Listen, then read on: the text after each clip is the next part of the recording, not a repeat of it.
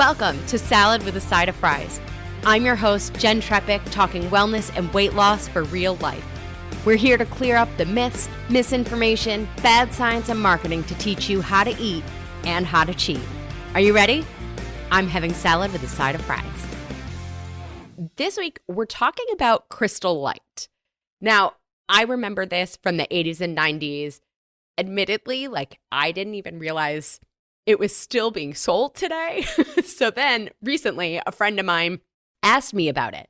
One of her clients was drinking it, and she sent me a message and was like, "So, Crystal Light, what are your thoughts on that?" And I was like, wow, I haven't looked at that in years.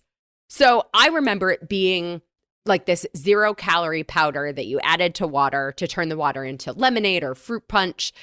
And then because I hadn't looked at it in so long, when my friend asked me this question, I was like, well, I have to look at it again. I can't answer from, what I remember, because also at that time, I didn't know everything I know now. So I figured it's probably a good idea for us to look at it together. So that's what we're doing today. There are certainly similar products on the market today. I feel like this being the OG in the category deserves our attention. So we're going to focus on Crystal Light. And now, like I said, I haven't looked at this, so I had to go to the web and find out what's in this stuff these days. Now, like I said, I remember it being 0 calories. I saw they are either 5 or 10 calories, depending on the flavor. And it's one packet going into 16 ounces of water. So when you look at the nutrition facts, there's just sodium and then 2 or 3 grams of carbs, depending on the flavor. And now, as Salad with a Side of Fries listeners, you know that is not the whole story. So then we go to the ingredients. The lemonade flavor has citric acid, potassium citrate, sodium citrate, aspartame, magnesium oxide, maltodextrin, and then less than 2% of natural flavors, and I'm probably going to say this one wrong, acylsulfame potassium, soy lecithin, yellow 5, artificial color. Most of them have the exact same ingredients. Some of them also have modified cornstarch. Some of them also have red 40, blue number 1, BHA, which we'll talk about in a second also. Some have tocopherols, which is used as a flavor protectant, like a preservative. And then they also have a warning that says contains phenylalanine. So I want to break down all of these ingredients because frankly, they all require a little bit of a conversation to even understand what they are, right? So starting with the citric acid. Citric acid is a naturally occurring compound. It's mostly used in these kind of products for the sour flavor. It can also be used as a preservative. Now, manufactured citric acid is generally recognized as safe, like GRAS, G-R-A-S, from, the FDA. But to be honest with you, there aren't really studies that look into deeply the safety of manufactured citric acid in large amounts or for long periods of time. So it kind of comes back to how much are we having? And I will say in all of these, I'm looking at it again, in all of these, citric acid is the number one ingredient here. Okay.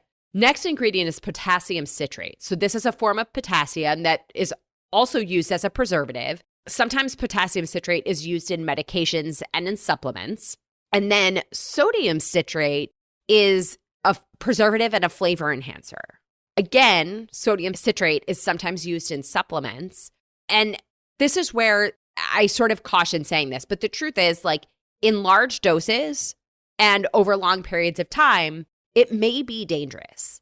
And dangerous might be an aggressive word, but studies show that what they call overdosing on sodium citrate can lead to electrolyte imbalance, which could then create feelings of nausea, dizziness, vomiting, confusion. It may also cause dehydration, which then can snowball into other health challenges. And there is some challenge with sodium citrate interacting with medications. Now, it's interesting to me that it causes dehydration, and they're using this in something that's going with water that would then make us potentially want to drink more water. But then if we're using this to drink the water, then we need more of it. I'm not saying that's what they're doing, but my mind starts to go there. Okay.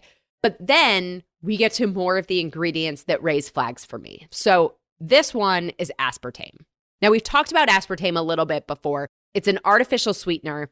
And I'm just going to read directly from, this is an NIH study published in 2017 called Neurophysiological Symptoms and Aspartame. What is the connection? Okay. And it said, aspartame, an artificial sweetener, has been linked to behavioral and cognitive problems. Possible neurophysiological symptoms include learning problems, headaches, seizure, migraines, irritable moods, anxiety, depression, and insomnia. Personally, for me, aspartame is in the avoid category. It is a neurotoxin. And by the way, people who experience what's called tardive dyskinesia, it's a neurological movement disorder, should absolutely avoid aspartame. It can amplify the symptoms. And so, by the way, the warning that I mentioned before of the phenylalanine is because the aspartame contains the phenylalanine. So this is the reason for that warning, okay? So for me personally, the aspartame takes this off the table. Then we get to magnesium oxide. Magnesium oxide is a food additive, often used as like a drying agent. Sometimes it'll be used to retain the color of foods. And this form of magnesium is not easily absorbed by the body, so I wouldn't necessarily say that it's doing much for health, if anything. I would guess here that they're using it for the anti-caking so that the powder doesn't get clumpy.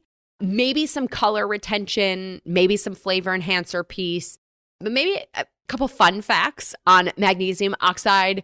Sometimes it's used by librarians to neutralize like acidic oxidation on old books. It can also be used for construction. So magnesium oxide can be mixed into concrete to make the wall boards fire resistant. So that's magnesium oxide, also in your Crystal Light. Then maltodextrin. Okay, maltodextrin is often used as a sweetener, a thickener, and a stabilizer in foods. Now, maltodextrin gives us carbohydrates and energy, which is why you're often going to see it in energy drinks. I think the best use of this, though, is for athletes or in situations where people need to increase their blood sugar. It is a highly processed additive that is made from corn, rice, potato starch, or wheat.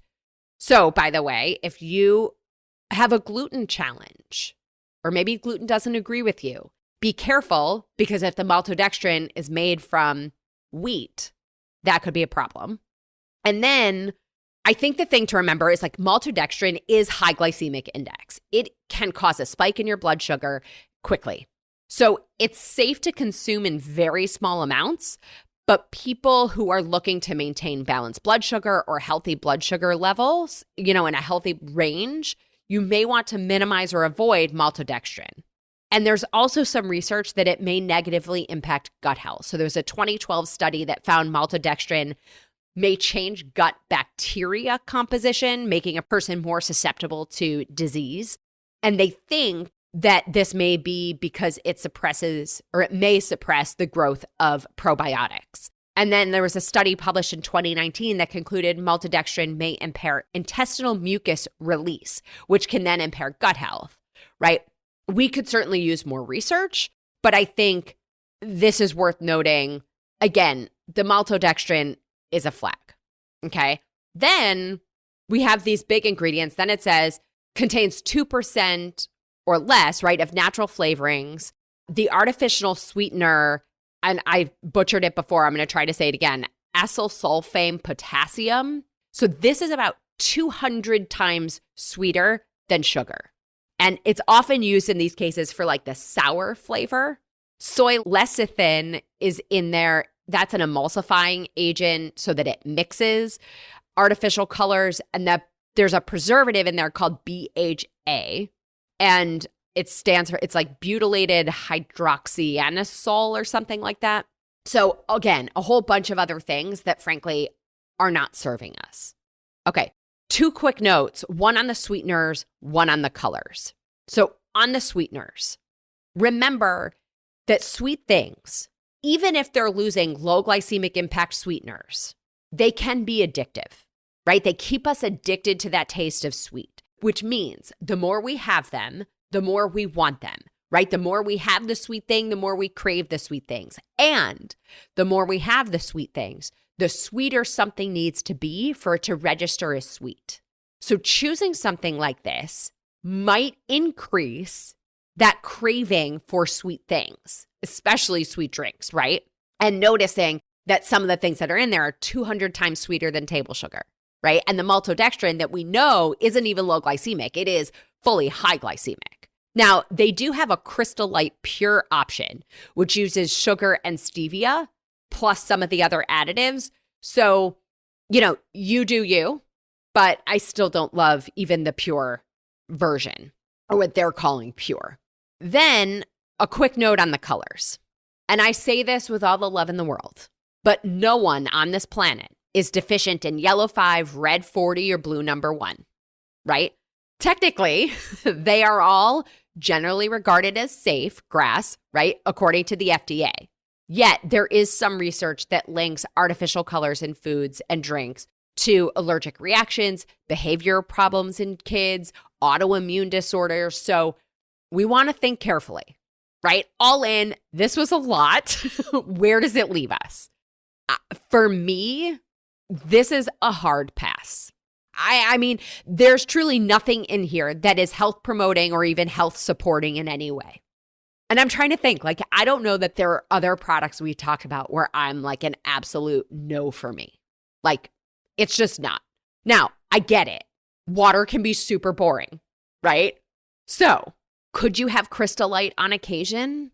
Sure, right? As I say, you do you, boo, right? You're going to pick your own battles. On occasion, okay, right? These ingredients in small amounts once in a while, are they going to cause a problem?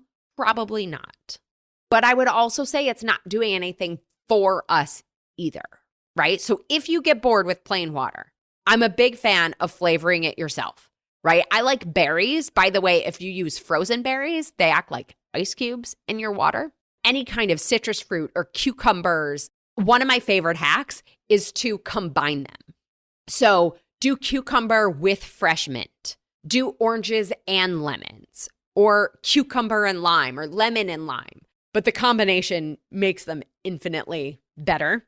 And the longer you leave them sitting in the water, the more flavor you're going to get. You could also do this with sparkling water. Same additives, same things you could do with sparkling water. And then you could actually go back to our nutrition nugget on healthier sodas from August of 2022. Tons of options in there for you too. So there you have it. My take on Crystal Light. And sad to say, I really don't think it's improved from the stuff that I remember in the 90s. If I only knew then what I know now, right? So there you have it. I want to hear from you. Have you had Crystal Light in the last 20 years? What are your thoughts? Are you drinking it now? What are you doing instead? Let me know. As always, everybody, I'm your host, Jen Trepeck. Connect with me on Instagram or all social media. I'm at Jen Trepeck, JENNTREPECK. Website is asaladwithasideoffries.com. Please, I want to hear your messages, your takeaways, your questions. I can't wait to hear from you. And this is also the easiest way to learn more about working with me as your health coach. And friend, if you're not already, join our membership program by going to glow.fm/salad with a side of fries to show your support for this podcast, this community. Most importantly, though, support your health. You'll get this week's recipe for the pan-seared fish with citrus pesto and your free 15-minute daily Pilates workout from Kate Boyle. Anytime, anywhere, you can do this Pilates workout. Well, friends, that's it for today's episode of Salad with a Side of Fries. Congratulations for making yourself and your health a priority. Thanks so much for joining us. Be sure to click subscribe or follow on your favorite podcast platform. Share us with a friend, and we'll be back next week. Always remember, you deserve it, and you are worth it. Happy healthy.